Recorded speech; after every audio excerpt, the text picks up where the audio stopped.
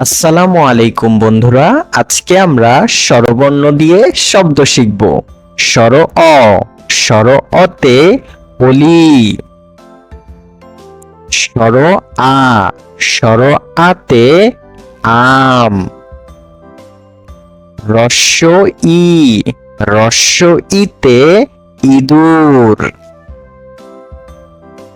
দীর্ঘ ই, দীর্ঘ ইতে ঈগল। ঈগল হলো পাখির রাজা। রস্য উ, রস্য উতে উট। দীর্ঘ উ, দীর্ঘ উতে উষা।